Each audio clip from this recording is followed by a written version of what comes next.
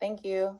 I'm Elana Mintz. I'm the founder and executive director of Urban Adventure Squad, a nonprofit education organization that provides neighborhood-based, curriculum-aligned outdoor learning programs in partnership with DC Public and public charter schools and with communities across DC.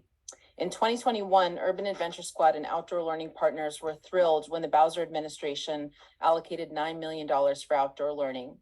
The thrill was short-lived. The funds were spent in part on outdoor learning infrastructure, like tents, picnic tables, tree stumps, things that are nice to have, but which are not necessary or what schools need to engage a class or a grade full of students in outdoor learning lessons.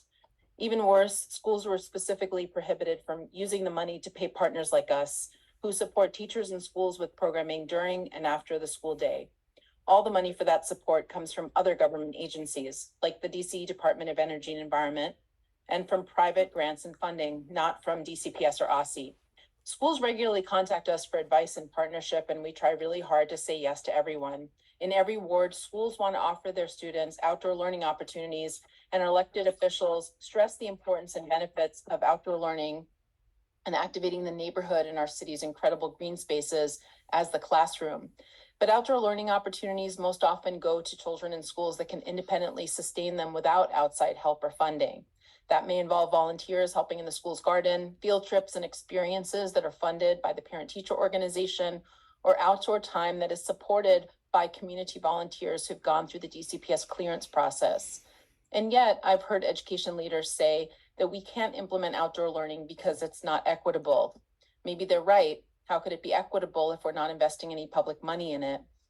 The DC Coalition for Equitable Outdoor Education, a network of outdoor learning providers, educators, policy experts, and families, requests that $2 million be added to the budget to fund an outdoor education pilot program for DC schools.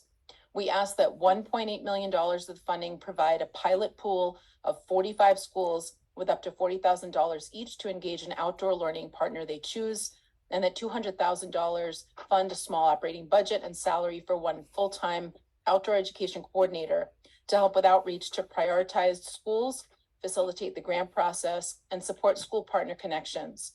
The benefits of outdoor learning are well documented. Peer-reviewed studies demonstrate the positive effects on mental health, physical health, student engagement, attendance rates, and performance on standardized tests. Outdoor learning requires modest investments and an acknowledgement from elected officials in both message and money that educating the whole child, as DCPS states as one of its goals, means engaging partners who can support our schools and our students. Thank you very much for your time today.